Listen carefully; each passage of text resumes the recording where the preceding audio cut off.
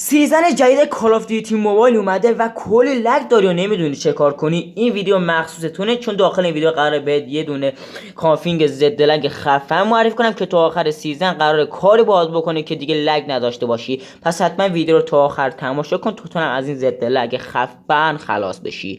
سلام عشقای من، حالتون چطوره؟ خوش اومدی به ویدیو جدید دیگه از کانال یاسین زئوس.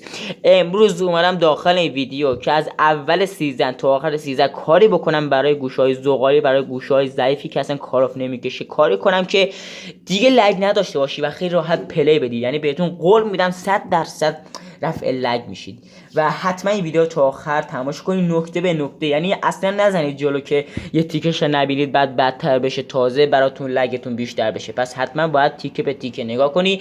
یک کافین هست و 2 تا برنامه هست، آرشیوه که فکر کنم باهاتون آشنایی داری، یکم گیم بوستر. حتما این 2 تا رو هم باید دانلود داشته باشید که از کانال تلگرامی من باید دانلود کنید که لینکش داخل کانال گذاشتم، لینکش داخل زیر ویدیو گذاشتم، داخل کامنت هم پین کردم. بچه‌ها حتما وارد کانال بشی و زد آرشیو پرو رو باید حتما اونجا نصب بکنیم. و بچه‌ها قبل اینکه بریم سراغ ویدیو یکم بیایم در مورد سیزن جدید ما حرف بزنیم.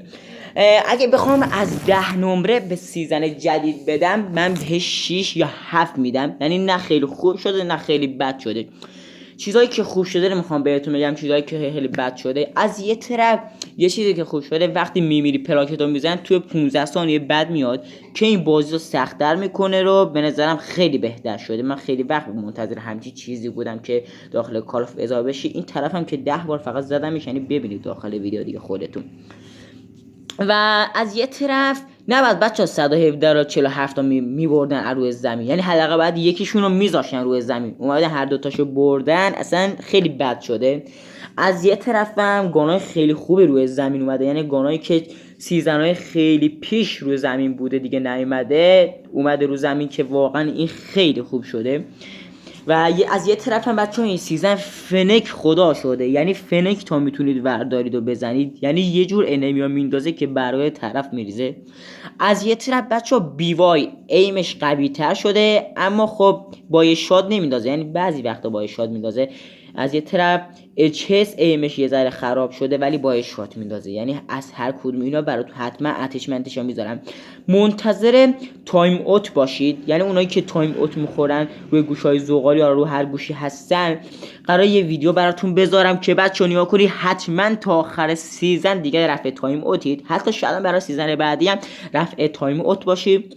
و بچه‌ها از یه طرف دیگه میخواستم یه چی دیگه بهتون بگم در مورد این سیزن، اینه که بچه‌ها اصلا سرورها ریخته به هم. یعنی چی؟ یعنی که خارجی‌ها از ایرانی‌ها بیشتر شدن. این خیلی بد شده، این که از ایرانی‌ها بیشتر شدن، چون ایرانی‌ها بیشتر دوست دارن دیگه با ایرانی‌ها پلی بدن، دوست دارن با خارج پلی بدن. خارجی خودتون دیگه میدونید نوب سگند و پینگشون حالا خوبه شدیدتر اعصاب آدمو خورد بکنه. بچا این طرفو نگاه کنید، اینجا چه جوری منو میزنه جلوتر و من اینو خفتش میکنم. یعنی تو محوطه باز بود، اینجا بسته بود من نتونستم بزنمش، ولی بچا تو محوطه باز نمیتونه منو با شاتگان بزنه. نکن الان اینجا دوباره میاد این پایین، نکن این اصلا طرف همینه، نمیتونه منو بزنه. منم یکم میستادم خود دیگه. بچا سنسم یکم به هم ریخته، بعد سنس سیزن جدیده یکم دستکاریش کنم بچه. یعنی سنسم خوبه را، یکم دستکاری ریزی داره که حتما اینا درستش میکنم.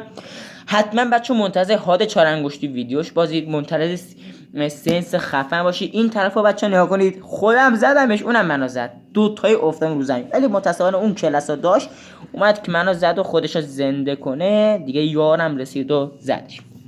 و بچه‌ها حالا خلاصه دیگه این کافی، امیدوارم کمکتون بکنه و دیگه خیالتون راحت باشه بچه‌ها.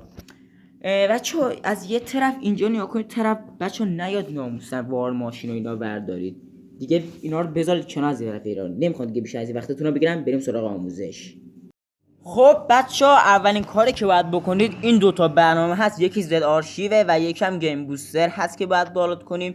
وقتی این 2 تا رو نصب کردید، بعدش بیاد و کانفیگ زد لگ سیزن جدید رو نصبش کنید. وقتی این کار تموم شد، وارد برنامه زد آرشیو پرو میشیم و بچه‌ها باید حتما پرو باشه و کانال تلگرامی من دانلودش بکنید. حالا باید برید وارد اون بخشی که شما این کانفیگ رو دانلودش کردید که من داخل تلگرامی دانلودش کردم. وقتی بچه وارد شدید، اینجا هست کافینگتون، بعد همینجا بزنید روش و روی استخراج بزنید، همینجا استخراجش کنید که من از قبل این کار رو انجام دادم.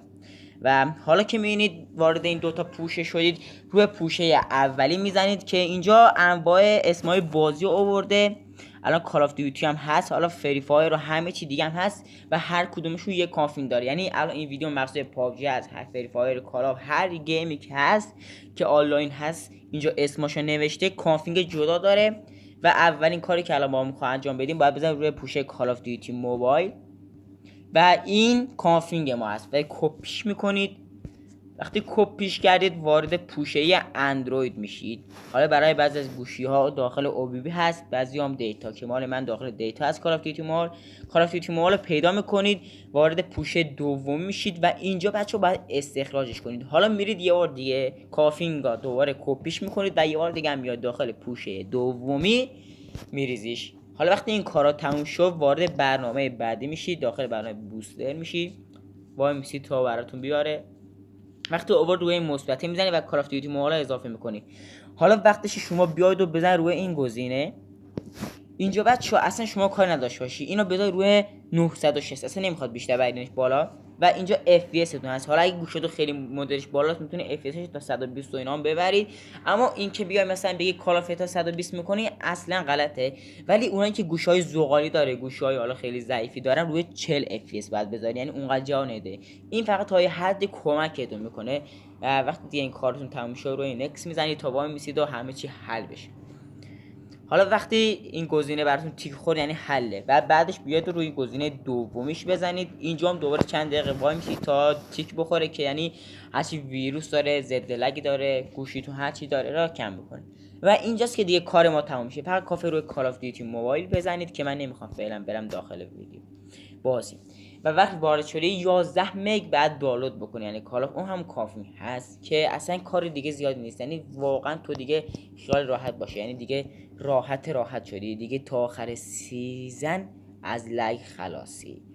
خب امیدوارم که از این ویدیو هم خوشتون اومده باشه. تا ویدیو دیگه از کنیاسین زئوس، بدرود.